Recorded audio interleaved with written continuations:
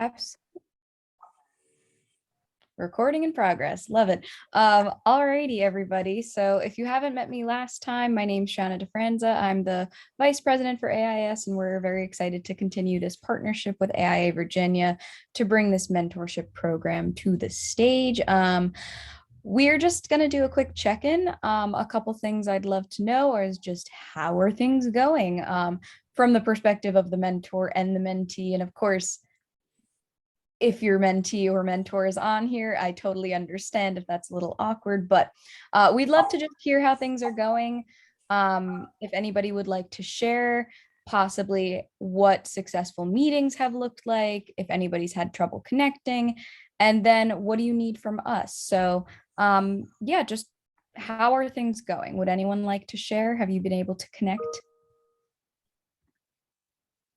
Well, this is Bob Lynch over in Haymarket, Virginia. I haven't actually had direct contact with my mentee as of yet, but I did send them a fairly ample invitation this morning. I copied Corey and Kathy on that just to try to pique some interest in my mentee. I know they are busy with academic things, but I'm busy with architectural things too. But I'm hoping that they'll connect with me soon. I passed on your invitation, Corey, to them. Again, I know you must have sent them the same thing I received, but I have not yet met this person. Absolutely. And that can definitely happen, I think, in any mentorship program. It doesn't happen overnight. And of course, right now, I see some students on here. How many of you are suffering through midterms right now? I'm sure a few of you are. Oh, I see some smiles. Yep. So I wouldn't be too worried. I'm sure maybe come December, or at least the lull of the holidays. But of course, if you do continue to have issues, we don't want to waste anyone's mentorship or menteeship. So congratulations, Emily, on your midterms. But of course, if you continue to have issues, then you can email Kathy. Would you be the person to email if you have any issues, and we can connect you with a new mentee or a new mentor if you're a mentee here looking for a different change. And then that's Kathy's email in the chat if you ever need that help. All right. Has anyone met with their mentee yet or mentor? Well, I know my mentee, Drew, is on the phone, so she should tell you what we've been up to. Hello, everyone. Hello. Sorry, my video is not playing. Yeah, so I have been to Canon Designs, and it was very interesting to see their projects. So Ken walk me through a project of middle school, which was so interesting. Like they actually designed a school in a way where children actually wanted to learn, like not forcibly making them to learn, but where they actually feel like learning. The environment and the spaces are designed in such way. I got a good glimpse of overall the project, and like we went through it, we made some discussions around it, and it was good. Thank you, Ken, for this opportunity. I just want Drew to say something, because she asked to have an experience that no mentee I've ever worked with asked for, which was interesting. And normally these conversations are kind of subject or challenge based. She wanted to see a project beginning to end. So I pulled her into the office, introduced her to a team of young women who are almost her age. And she's, over the course of the year, going to follow the design progress of what we're doing. And I honestly never would have thought of doing that unless she had asked. So I just thought all of you should hear that, because it was like, well, geez, that's not that hard to do. I just hadn't thought of it. So anyway, so we're going to have some fun over the course of the year. Thank you so much, Kevin. That sounds absolutely fantastic. And I love the ability to also bring someone into the office. I know we all are kind of in virtual land still, but that contact also very much helps. I think seeing the design process and a team in action is fantastic. And I think, Drew, you asking to see a project from beginning to end, I don't think I would have thought to ask that in a firm if I was being mentored. So I think that's great. Other mentees take notes of what you can ask and receive. Anybody else want to share some success stories of meetings and just how things are going? How's the communication going?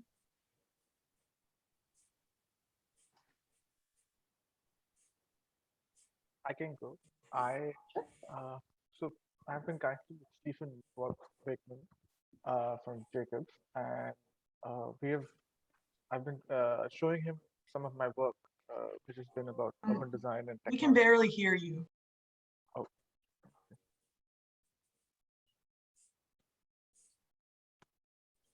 can you hear me now? Yes.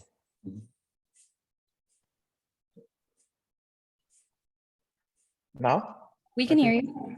Yeah. Sorry. So Much I have better been than connected with I've been connected with Stephen, and I've been sharing my work with him because my interest lies in design research and urbanism and technology, which I found that very rare to find precedents in our field. So, and he has been very kind enough to help me into understanding what are the different avenues and how can I help myself. Uh, and what are the different possibilities that I want to explore, whether it could be even setting up something on my own or exploring certain ideas, helping me with those, where hopefully we connect with some interesting people too. Uh, but yeah, I mean, it's just great. And thank you for this opportunity.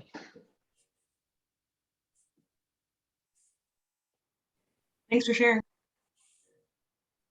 Absolutely. And I love the idea that kind of just sharing of work. Anybody else want to talk about it? Any successful ways you found to communicate? Is there anybody who needs a resource from us or another mentor to chat with their mentees or mentors?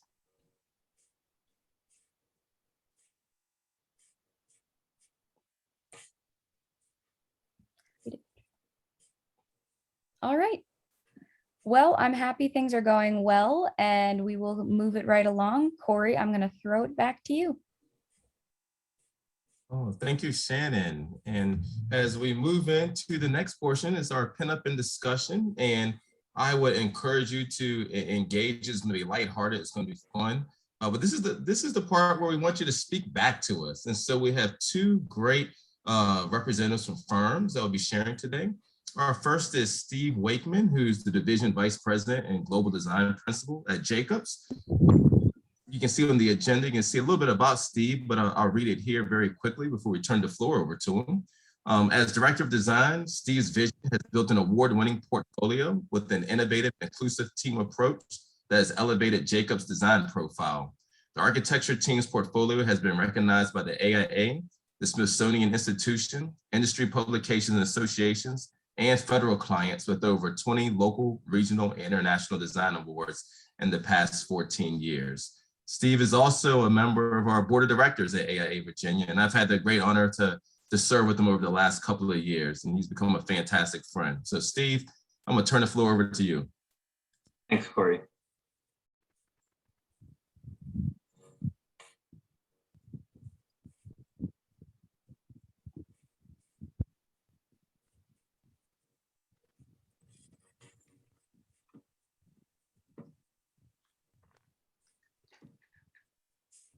Can everyone see my screen?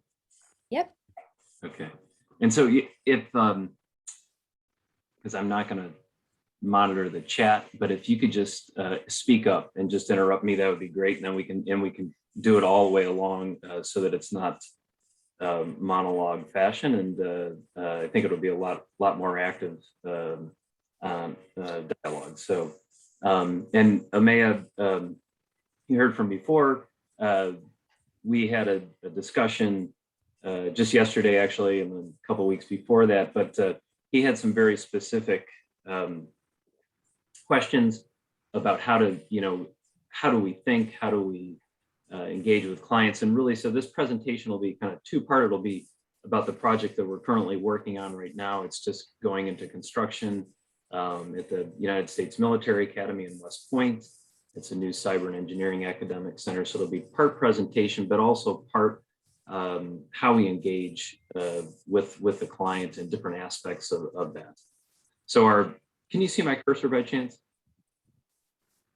If I'm moving it? Looks good, Steve. Okay, great. Yes. So our site is right over here, but if you've ever been up to West Point, it's about 35 miles north of Manhattan on the Hudson River, on the west bank of the Hudson. And it's a little like, it's a little like Hogwarts, I would say.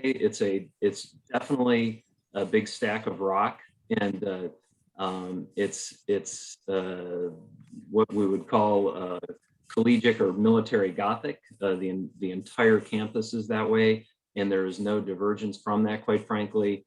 And so that really was our foray into this. We've been working at West Point for years now. And just a little note on that. So a lot of federal clients, you work contractually through, like we work with U.S. Army Corps of Engineers, the New York District, and then part of that, and I just want to kind of lay out the client structure. You have what you would, an end user. There are 4 PhDs who teach at West Point in this building right here in the foreground. It's called Mahan Hall. It's their School of Engineering.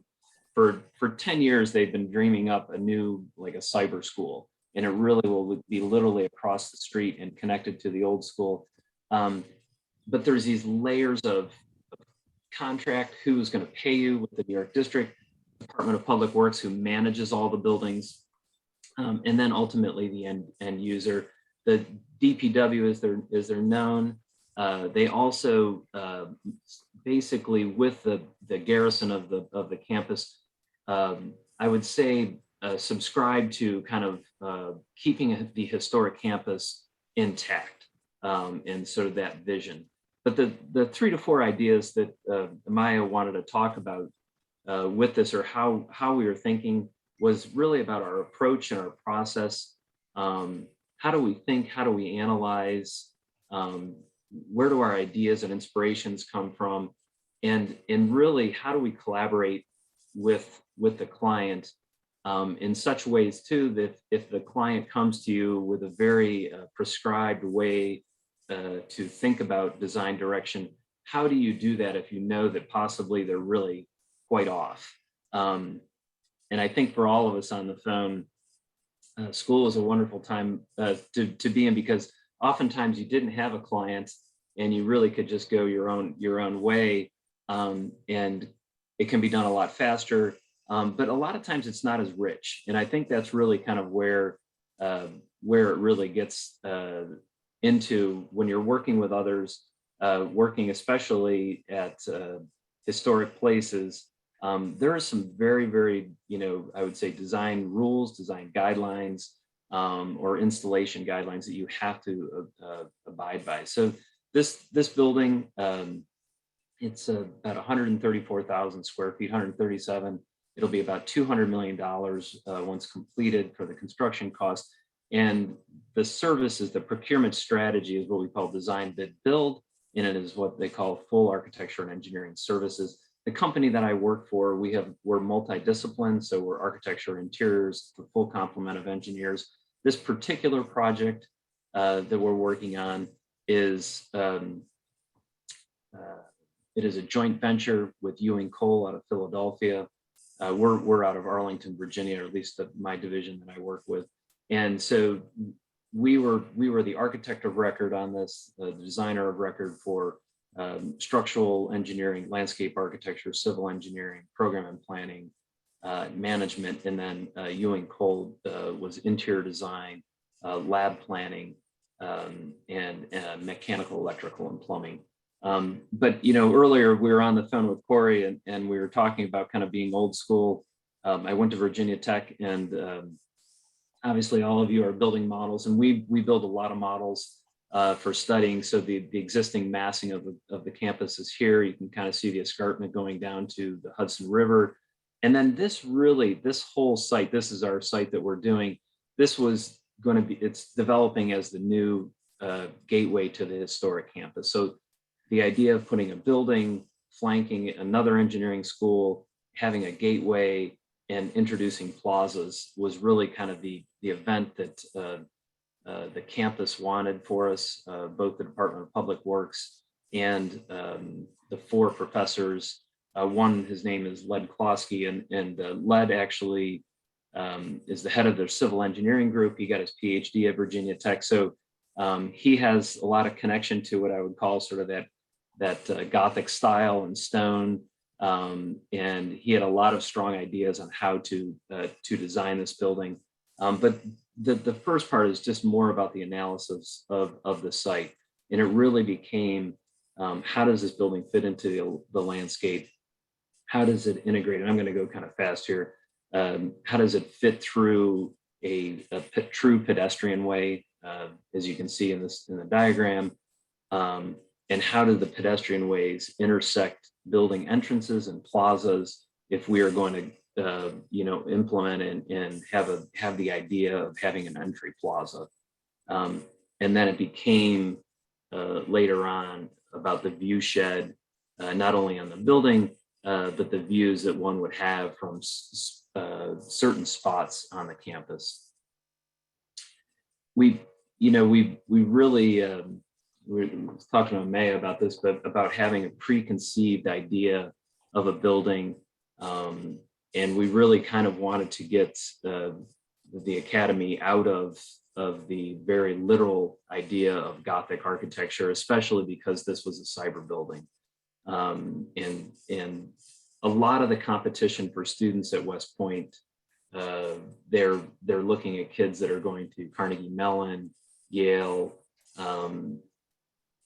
and the students there, the buildings at those campuses are very modern, very contemporary in their nature. And so they thought, there was one faction of the client that really thought that, they needed to move to the future. And we were hoping that that was the case. But we wanted to analyze basically, facades and window openings and understand that it's what they call Thayer Walk, which is this entire pedestrian walk here. We would reclaim this vehicular component into a pedestrian way. So we wanted to abstract, the buildings as they marched along, understand how that we could get, stone massing with penetrations for windows, either small, vertical, or horizontal, and really develop a language for the exterior of this building, integrated into the massing. And it really the laboratory idea, the open kind of concept of an atrium really started. That was a preconceived idea that the client really wanted us to look at it. From all these studies, we developed a sort of, I would say, more modern cues on how to look at stone, specifically granite, limestone, and glass. Initially, we were talking with the group, and when I say the group, it's sort of the professors, because they really had the vision and they ultimately would be the final decision makers.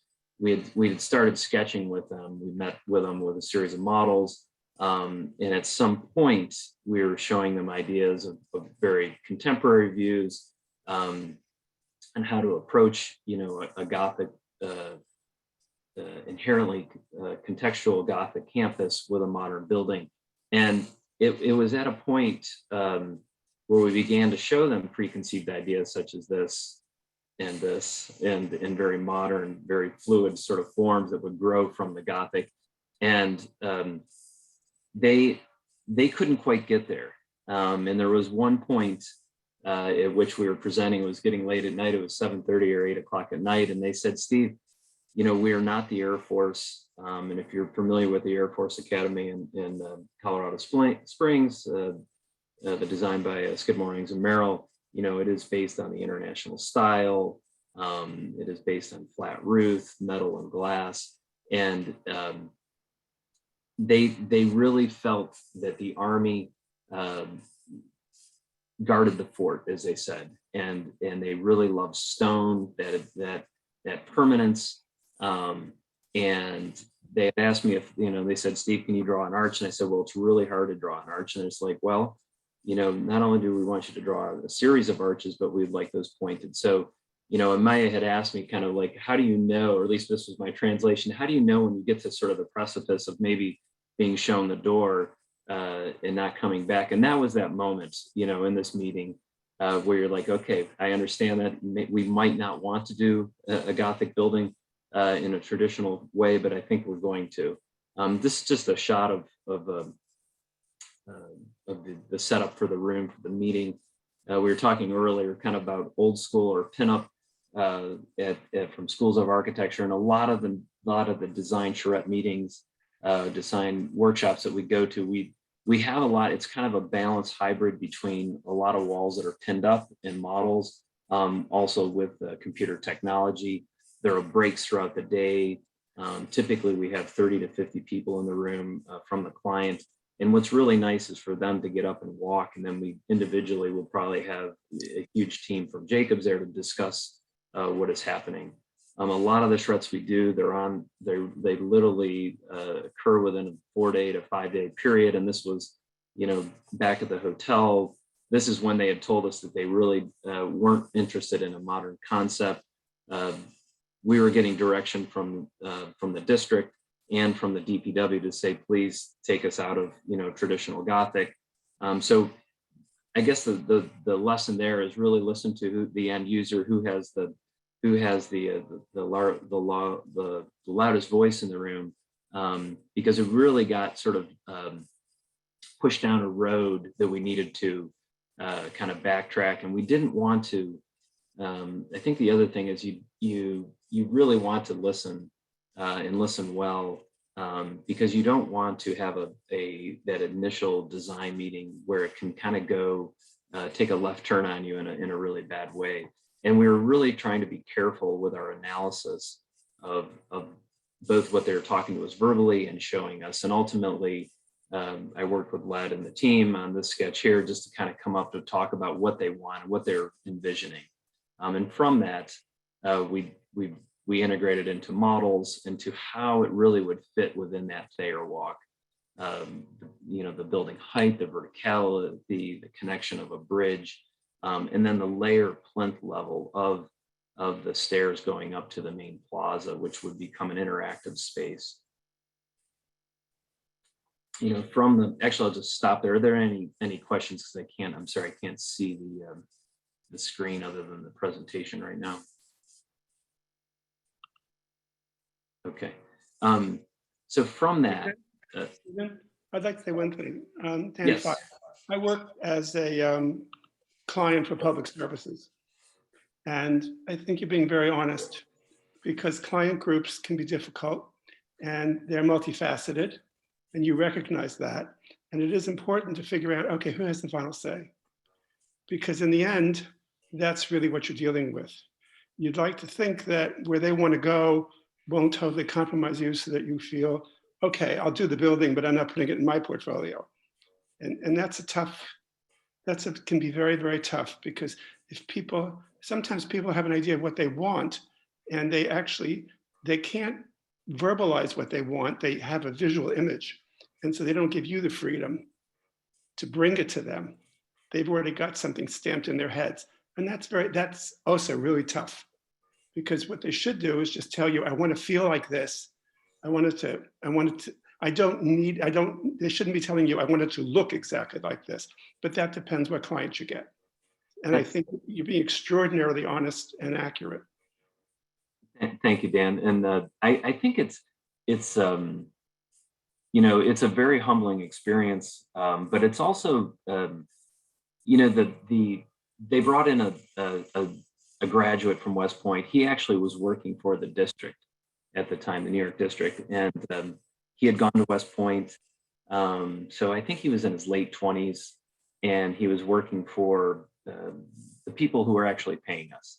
And so he brought him in, and he actually asked him that evening in front of the group,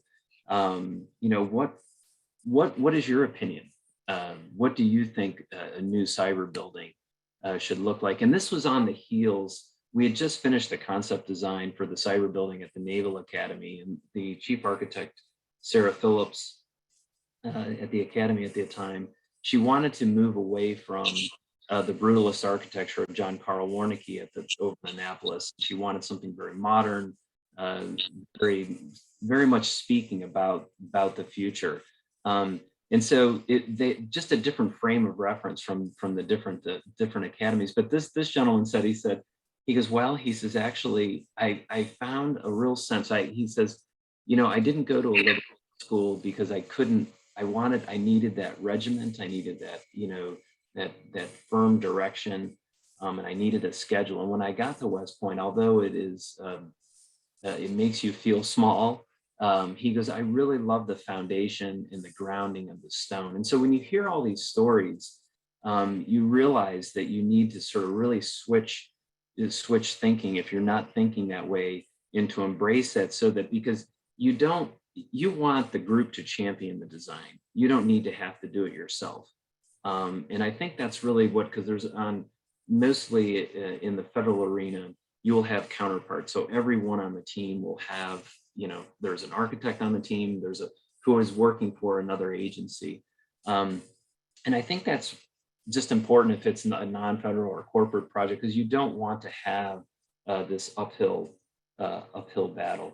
But the concept here really was, this whole idea of entry plaza, upper plaza, a wooded area, and then integrating this building so that it really became sort of this open gateway connecting to Mahan Hall, and then also looking back out over the Hudson. The upper level, a lot of the funding, the way they do this is that the upper level becomes it's almost like a meeting conference room area, and it's supposed to be for industry and for alumni, and for sort of the future of learning. It's kind of a unique way to do it. But ultimately, we ended up on this sort of terrace landscape, this paving of Thayer Walk. It still would have vehicular access for fire life safety reasons, but it really became to address what is currently there is not a very, it doesn't talk about, if you think of the gates at UC Berkeley or the gates at Brown University, there's specific gates that you enter into a campus, and this really doesn't have it. We developed a very sort of regular modular footprint with the client and very specific on equipment for laboratories. But the keys were sort of these robotic high bay spaces, bays on hydrology, and then launching the robotics into a 3-story space so that it really, the doors would open up, the glass would open up so you could go outside and inside. And so it really became this fluid way of learning as opposed to within the confined walls. And this is just a view of the interior space with drones flying through it. Now the interior, they did allow us to go to a more contemporary modern approach. They thought that would be in their sort of worldview as okay. And just the roll-up doors, the folding bifold doors going into the big atrium. The upper floors became, and actually this is lead. So lead was kind of the leader of academia. We had a whole series of different kind of configurations on the floors, whether it was very traditional, what I would call almost these terrace seating, or more of a colloquium space where it became the folding glass could just basically disappear and open up the floors. And ultimately, I mean, I'm skipping quite a bit here, but we're going to go move into the exterior. I think that they were very enamored with the granite. So we went over to New Hampshire where they basically quarry their granite. It's all on site. They wanted to make sure that, the blocks that they were going to get are really into their matching with their current state of block. Again, more presentation set up, talking with the team on how, different articulations and stone arrangement would affect the look with the shade and shadow. And then ultimately, the view of a model view, looking down Thayer, the integration into Mahan, and then the stepping terraces up in here into the main plaza. I'll just go through some of the few components right now. It's currently under construction, so they are mining sort of the escarpment away, but you can kind of see this, the initial sort of gatehouse, and the idea of just ramping a subtle ramp up to the main plaza, and then also having a terrace down to Thayer Walk below. But what we, our kind of view was we didn't, even though we were trying to stay within the Gothic world, we were allowed ourselves some flexibility so that it wasn't from such a purist standpoint, but the detailing of it is really beautiful. And we try to stay within the proportions, within, connecting into the existing buildings. These are the existing buildings here. There's a bridge that connects over into it, and then the main gate that goes over into Mahan Hall, the existing engineering facility, which will be up. It'll be renovated shortly. And I hope I stayed within the 20-minute allotment, but thank you. Really appreciate it. And please, if you have questions, and any question actually, it doesn't have to pertain to the project. I have a question. I wanted to know, because some of those visualizations are really, really beautiful. What kind of programs your firm used, and then also, have you gotten any feedback from the students at West Point? Yeah, so we did a day in a life with a few of the students. So they gave us access. They asked us what we wanted to do, and we're like, God, we'd love to just follow the students around for the day. Understand their regiment, understand, because it's all about timing there too. They have a specific amount of time to get from class to class, from building to building. And they, just trying to think, because I want to know the specifics on that. The students really love, I think they wanted a more contemporary building on the outside. They understand, they do not have a school of architecture there. But they have, all of the engineering facets. And so I think from an architectural standpoint, they understood the idea of staying within the historic parameters. They would have liked, I think, to see a little bit more contemporary, but once, we showed them the interior, I feel like that was kind of their world, and they really enjoyed that. So as far as the computer programs, we use a myriad of different programs. Typically, depending on who is on the job, we start out immediately just hand sketching and using SketchUp. All of this is, then we really, from a very quick period, we jump right into Revit. And then we have layers and layers of post-applied rendering tools. Let's see, like for instance, this one, we did send a team up there. We have a team that works with the drones, and they go up and do visualizations. We drop the model in. We have series of 360 views. But I would say, Revit is our kind of workhorse, and then we post-apply rendering programs onto that. Did that answer all your questions? Yeah, absolutely. And I think my name is Becca. No, I was going to say, so our biggest friend still is Photoshop. So I feel like we always have to go in and do a lot of artwork. Is all of the rendering, or these final renderings, done in-house, or are any of them finalized in China, for example? We do. No, we don't. We do them all in-house. I'm sure, like everyone on this phone call, we're phenomenal control freaks a little bit on this stuff. So, and I really want, at least when I've been working out for 30 years, and I always felt like you kind of lose control over views, over what you do. And I know there's a lot of ways you can do that, but I also felt like students and younger architects always wanted to be part of that process. So we try to make it integrated.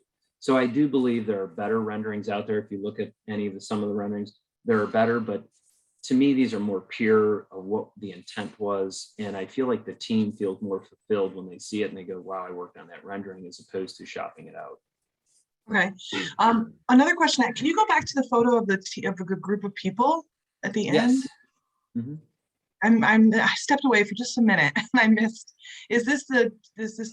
are these people all that work at Jacobs? Yeah, this is the team. A lot of these people worked on the job. I've got 50 architects in Arlington, and then we've got 180 that work on the federal team, and we've got 1,100 to 1,200 architects globally within Jacobs. And here in Arlington, over the past 21 years now, I've built a team. Out of the 50, we've 18 different countries we represent. Our male to female ratio isn't as good as it should be, but I think we're right around 37%. I'm trying to, like 2 summers ago, we had 6 young women interns. And what about at the leadership level? At the leadership level, so it's myself, Derek here, he's from Germany, and Grace, who's from Beijing. And I would say the leadership, there's so many levels in our company, but it is gender. I think we're really getting closer to 50-50. It is a huge deal in our company. There's a whole group called Together and Beyond, which I'm on, and we're really trying to sort of balance the table. Okay. Good for you. That's great. The other thing that I heard throughout, threaded throughout this entire presentation, and really lovely project, is so congratulations, is the team aspect of our work.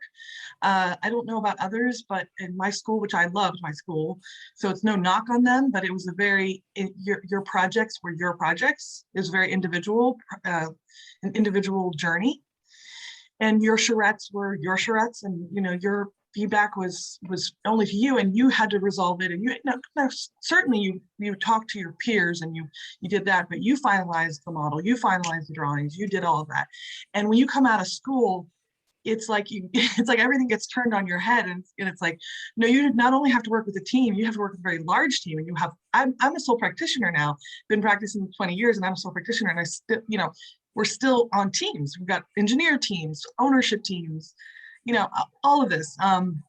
As far as I'm concerned, this right here is a team of people coming together. So I think for me, I really wish there had been more of collaboration, for lack of a better word, in school, in the studio process. And if there's anybody still in school on this meeting, I would love to hear more about that from you. So feel free to contact me directly. But Stephen, I just wanted to echo the enormous amount of collaboration and team work that has to go into projects as small as a kitchen renovation and as big as this project. So thank you so much for sharing.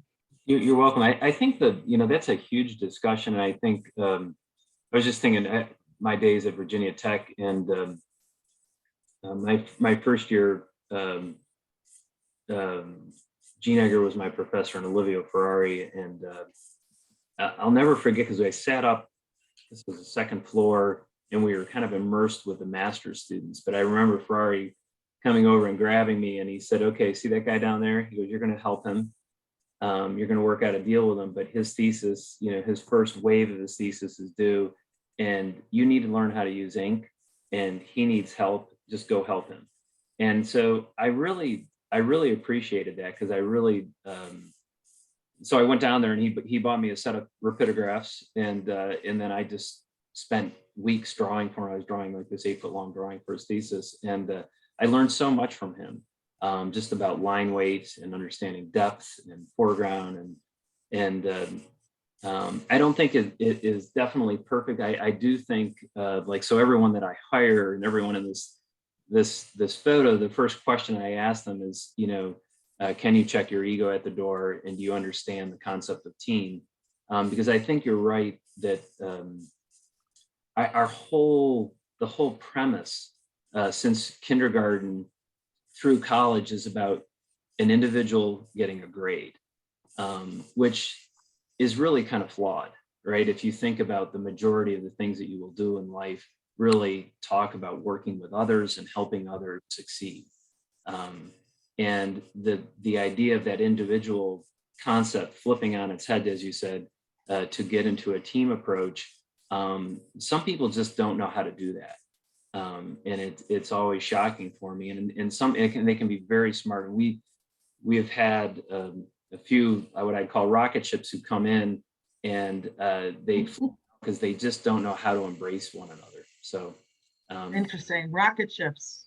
Very interesting. yeah, And I love that you started from elementary school. My kids, their elementary school they're focused on creating good citizens. So they're all about citizenship. That's Rebecca, excellent. I'm sorry to jump in. I was gonna ask you guys to hold those thoughts. We got one more team on deck, but Steve, this was a great presentation. If we could give Steve a round of applause and just say thank you for carving out some time for us and showing us the great work that you guys are doing. We'll still be around if anybody wants to stay around a little after 12. If Steve, if you have the availability, we can certainly. Yes, I do. Yeah, that'd be great. The dialogue. So next I want to bring up two folks. They're going to tag team it. So we have Esther Joan and Matt Pinion, both from architecture firm. Esther is an architect whose design ethos centers on sustainable, health-driven, community-centered architecture. She strives to be a part of an architecture that leaves communities emboldened and a greater sense of belonging. In her professional experience since graduating from Virginia Tech, she's a Hokie from the class of 2017, ranges from sports venues to multi-residential projects and community-focused volunteering. And I do want to share just a little bit about Matt, who will be joining Esther. And Matt received his Bachelor of Environmental Design and Architecture from NC State and a Master of Architecture from the University of Virginia, and is a project architect at architecture firm's Brooklyn office. As a designer, Matt has experience designing single-family homes across the East Coast, adaptive reuse projects, as well as mixed-use residential complexes. So with that, we'll turn over the rest of the program to Esther and Matt from architecture firm. Hi, yeah, thank you for the great introduction. My name is Esther. I'm in the Richmond office. Our office is in Jackson Ward, and so you might see some, people walking by. But yeah, I've been here for about 7-8 months now, and it's been really great. And I've been working on a lot of multifamily projects with a really great team that's just across this door. And then Matt is in the Brooklyn office with one of our partners, Adam Ruffin, and he will be actually walking through a project that is currently in design right now with you guys. And I believe Mitch Crowder is also on the call, who is an associate and project architect at architecture firm.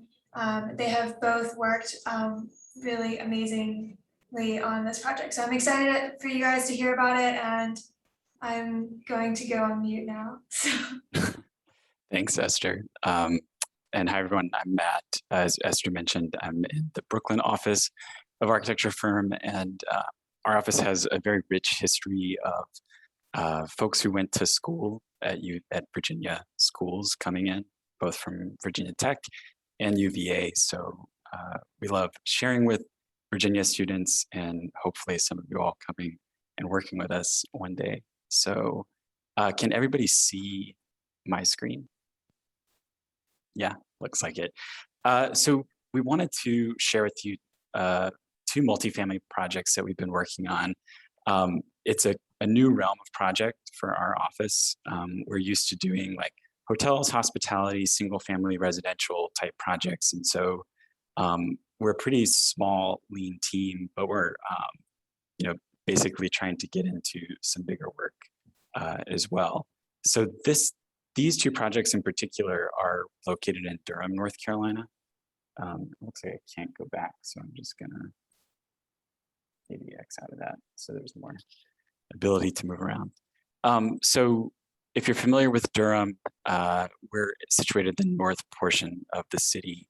And so the projects that we wanted to show you today actually have a lot of overlap with some of the stuff or the things that Stephen was talking about in terms of an emphasis on understanding materiality that's inherent to the place where you're designing, and starting to really interrogate that to come up with a detail that is both contemporary in its expression and also referential to its context. And so in Durham, one of the big challenges in building downtown is that they have a form-based zoning code. And what that means is that it's super prescriptive in terms of how much glazing needs to be on a building, how far you can go before you need to have a change in facade. And what that results in is a bunch of buildings that look exactly the same. And so we've been working with a relatively young developer who's just starting out on his own on 2 multifamily projects in the north portion of the city. And he's really focused on not having buildings that look like every other building in Durham. We've been really lucky to have a developer that is minded in such a way. And so we've happened upon doing 2 projects on the exact same block, both for the same developer. So the first, which I'll just kind of breeze through really quickly, is on Corporation Street, if you're familiar with Durham at all. And the second is separated by 1 lot, and it's this northernmost site. And that's the one I'll spend a little bit more time on. But I just wanted to kind of set the stage with the 318 Corporation Street, or as we're calling it, the Rigsby. So this is an 82-unit apartment building. It's intended for young professionals, grad students from Duke, empty nesters who don't need to have a house anymore, but still want to be downtown. It's basically comprised of a retail component at the corner to hold the corner and the street edge.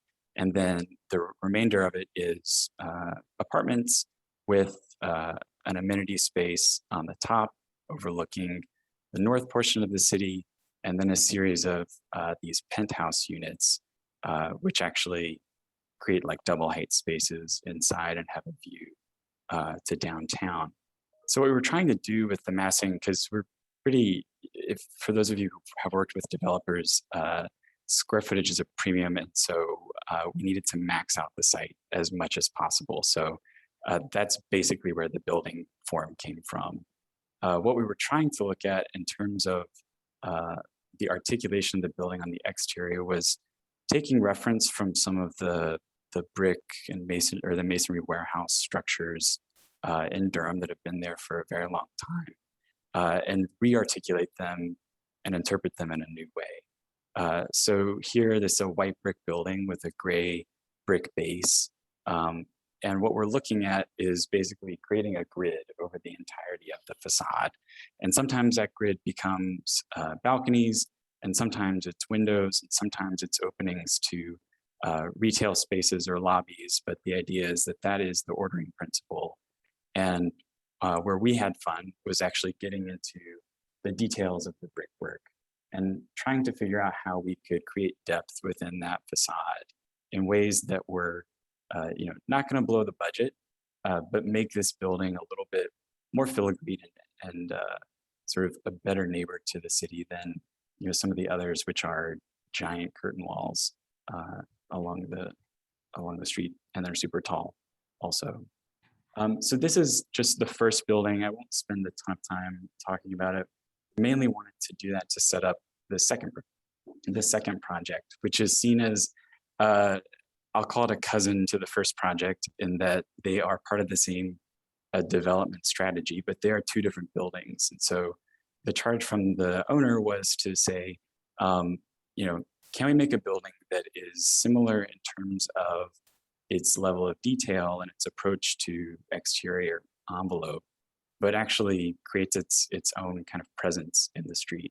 And so this is a little bit more interesting portion of the block because there are some restaurants down here, a brewery, just a little bit more life. And so he sees this as a way to contribute to that portion of the city a little bit more. So one of the challenges on this site is that it's practically unbuildable. So when they bought it, there was a sewer line running through the middle of it, and also a stormwater line running through the middle of it. And those things have easements, meaning you can't build over them. So that if something goes wrong in the future, the city can come in and fix them. So the portion that's sort of hatched in gray is basically the only part of the site that we could build on. And one might think like you could make a pretty interesting, strange building with this like southern shard, but we pretty much threw that out. So we began the process, and I'm just going to walk you through kind of how we develop the massing of the building, and then talk a little bit about the exterior, about how we as an office approach massing as a whole, zoom into a detail, and then come back out and see how that detail deploys itself around the project. Because architecture is obviously multiple scales, and we have to be thinking about all of them at the same time. So we always begin with just kind of massing out on the site, understanding the scale of all the things that we need to do. This is not anything like super revolutionary, but in a perfect world, we could have create a really nice landscape proposition in this space. Again, when you're working with developers, at the end of the day, it's about kind of getting the most bang for your buck. And so really this had to be the parking lot effectively for all of the residents because we couldn't go underground. So what we proposed to do instead was actually, and these are just a couple diagrams looking at sort of the zoning regulations and what that did. What we proposed to do instead was actually bridge the building over a covered parking area, and then basically studied a couple different versions of how you might articulate that rather strange shaped form that's informed by the zoning or the setbacks on the site. Ultimately, we ended up going with this, a version of this first option, which I'll talk to you a bit more about, although you could imagine some of these other things being pretty cool, but a rather conservative zoning ordinance might not be as open to it. So then we really just dive into the zoning or to the massing a bit more. So these are, as we're developing the floor plan, some of the things that we're looking at are setting up efficiencies of units. So everything centers around being cost effective. So we have like 2 types of kitchens, and those types of kitchens can be deployed in many different units. We have a couple different types of bathrooms. Those get deployed in many units. The idea is to create, or I guess to streamline some of the elements so that there's less confusion on site, less sort of custom things.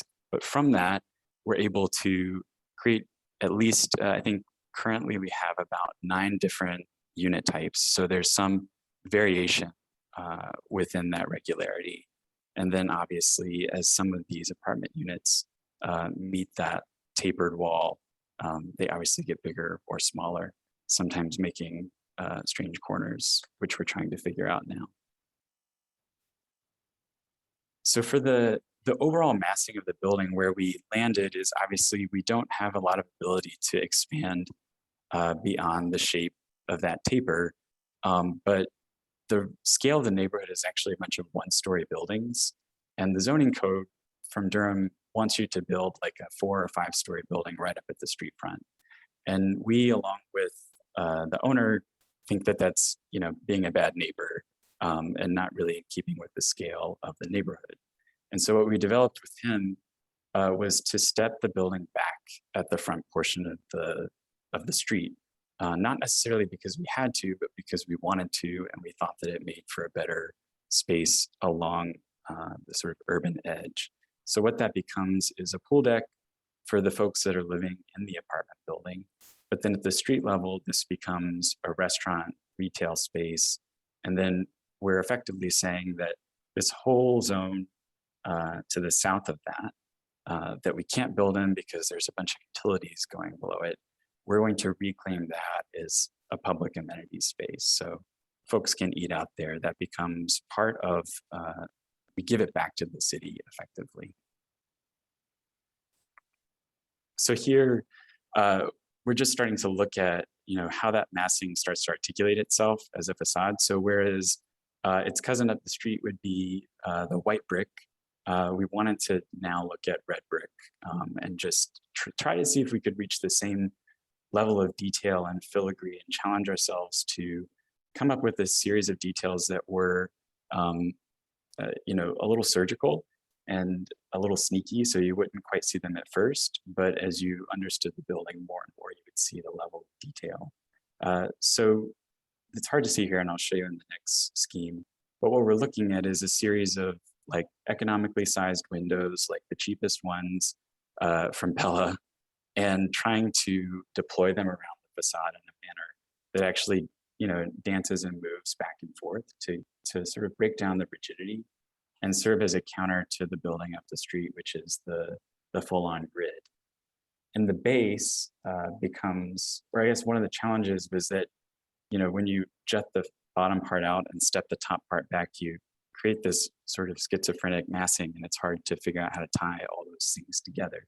So our solution to that, and to tie it in with this bridging over the parking, was to create this band along the bottom that becomes the street-facing facade, and then everything up above the apartment block is just articulated as the red brick. And here we're just looking at, do we want balconies, and how do the balconies look? And I think I'm showing you about 6. We probably go through with any given project like 20 or 30 of these. We're super iterative.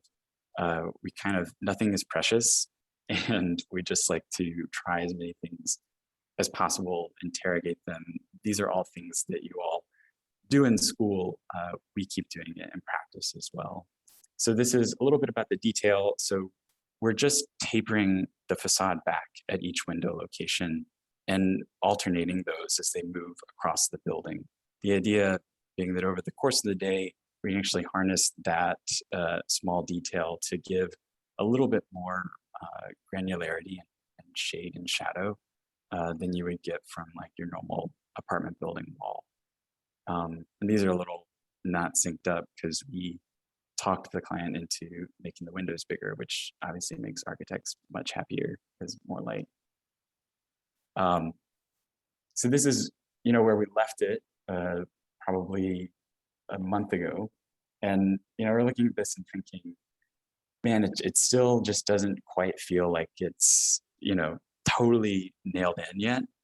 We really like the things dancing across the facades, but if you learned anything about us from the building that I showed you first, it's that we love a grid, we love order, and we ended up back there anyways, which would be this version. But it's a little harder to see the shade and shadow here. It's clear on some of the other things I'll show you. But really how we transitioned the base was less about trying to reference this angled detail and just saying, okay, this thing is a masonry frame. And we're just going to articulate the columns and the beams, and everything that goes in between is, again, not super precious. Like whoever moves in there that's the retail tenant can design this thing, but we want to articulate the base in a way that we feel like sets the scale for the street. So on the 2 skinny facades, we really wanted to, here you can see a bit more sort of what that detail does to the facade. It's super regular. Every floor is the same, but just by changing the detail and articulating it a little bit, we create a little bit more variation to that facade.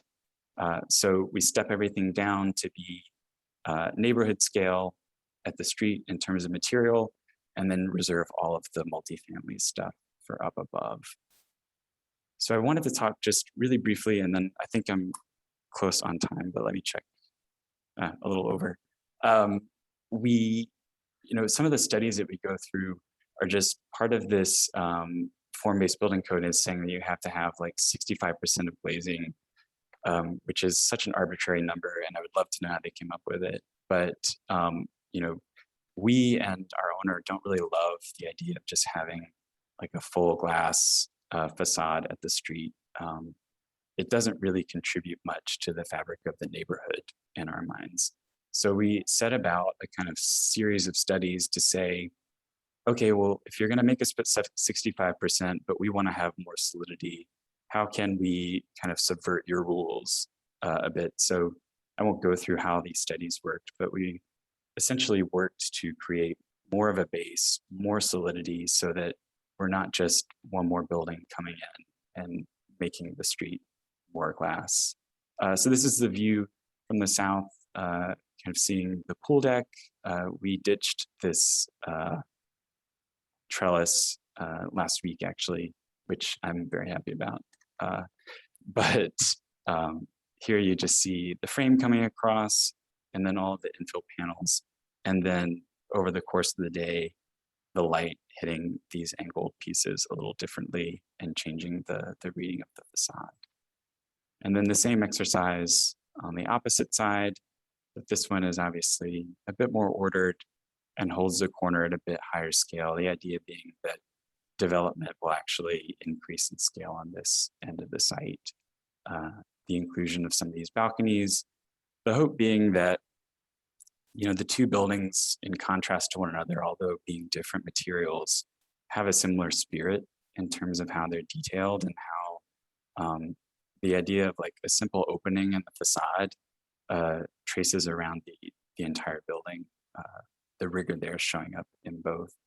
And then just some subversive and kind of intricate detailing around the windows, which we'll have to stay on top of as they're building it to really tie the projects together. So the first project I showed, we broke ground a couple weeks ago.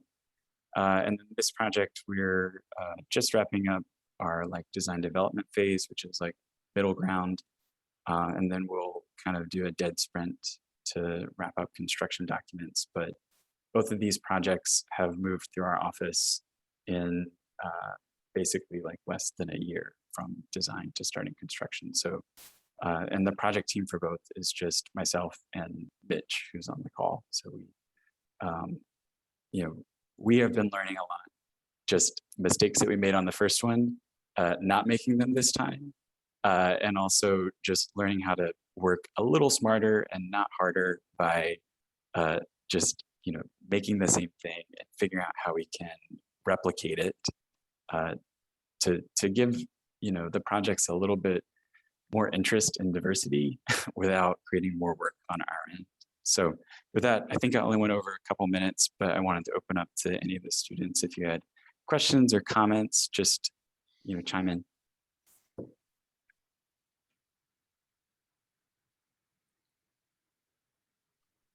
Well, I'd like to say that you actually dealt with a lot of reality. School doesn't always necessarily afford you reality, but zoning's real, easements are real. And unless you can relocate, you have enough land to relocate the lines, they're there. And you can rail about it or just say, okay, deal with it next. I'm curious whether you show all of your alternatives to your clients, because sometimes there's always a danger that you'll come up with an alternative you don't like, but you did it. So you show it and then the client goes, ooh. We are very selective about what we show sort of outwardly in terms of meetings, but inwardly, like I said, nothing is precious. Everyone's ideas are on equal ground. And if you have an idea and you care about it, then draw it and let's take a look at it. So in-house, it's like no holds barred. Outside, we're very particular. Fair enough. Also, you mentioned you're dealing with the client, and again, there are some firms out there where the design architects can actually ignore the client or abuse them because they're at the point where, you know, they are the so-called star architects, and for want of a better phrase, they get away with it. Not all, but again, you're dealing with the reality. The guy is in the business proposition and wants to make money. The only thing I was surprised you didn't mention is that it's often been shown that irregular shapes in offices and in apartments actually bring more money because people realize they're not, you know, the cookie cutter. Yeah, and I think we've been lucky in the sense that, I mean, these are really, I would say, more collaborative with the owner than probably some multifamily developments might be, like i.e. a little more antagonistic. I want to do one thing, that's going to cost more money, that sort of relationship. I think with this developer in particular, he really cares about, you know, contributing to the fabric of the city in a responsible manner and doing so with good design. And that's super refreshing. And it makes the working process a lot easier in terms of he's much more willing to try out something that hasn't been done before because he wants to. I see Tavasan has a hand raised. Yes, I'm first. I'm so sorry. Going to quick just because we have some people dropping off real quick, if anybody wants to stay on after, I just give a couple quick announcements. That's great. You can definitely ask Matt, Esther, and Steven any questions that you have left. But I just wanted to say thank you so much all for joining. I want to remind you all that our next session, it will be January 21st for a panel discussion on the path to licensure with NCARB and state licensing boards, and the State Licensing Board of Virginia. So very exciting for that. And have a happy holidays and Thanksgiving and all of that in between, and stay safe. I would also like to quick plug for AIAS, as I know some firms were interested last time when I brought it up. Our Education and Career Expo will be happening on January 6th. So if your firm would like to be a part of it, to talk to students one-on-one, get resumes, interviews, any people hiring for internships, I'm attaching the document right now, and you will be able to contact me. I'm the main point person for this project in our office for AIS. So just contact me and let me know if you have anything. Everything is negotiable, so we can talk through all of that. But back to you, Tavison, if you have any questions. Thank you all. Hello, everyone. Thank you, Matt, for the presentation. So this is more of a general question about design of apartment buildings. So post-COVID, do you consider the aspect of work from home? So has the area increased? So if there's like more than 2 people working from home and they have to attend meetings on Zoom, it becomes a little difficult. So I just wanted to No, that's a really great question. And as a person who lives in a small New York City apartment, I'm like finely attuned to the difficulties of working from home. So what we've done in these buildings in particular, the first building more so because the apartments are larger. So in every case, we designed like a built-in workspace, like a desk space that can be like dedicated, and it's not in a room. I mean, you can still have the room. I think that's probably going to be less of a roommate situation. In this building, there is like an amenity space, and it's intended to function more like a co-working type space. In fact, we have 2 of them in this building, and then they would share the space with the first building. So all that said is, I think that in general, we see a little bit more emphasis, and some of the projects that Esther is working on right now, it's a similar thing, more emphasis and engagement with developers in terms of creating common use spaces that are a little more multifunctional, so that folks can, work from home without being locked up inside of their apartment. So Esther's been super involved in 2 of our projects in DC. They're doing that. Esther, did you want to talk about that at all? Yeah, I'm working on 2 projects in Alexandria and then one in New York, and they're both about 200 to 300 units. And yeah, definitely the developers are very attuned to like what the market needs, which also is educational for us too. And that all 3 buildings have immense amenity spaces, and from outdoor to indoor. Some of it is like the one specific building that I've been taking on has like 3 floors of co-working / lounge space. And actually I think the other building does too.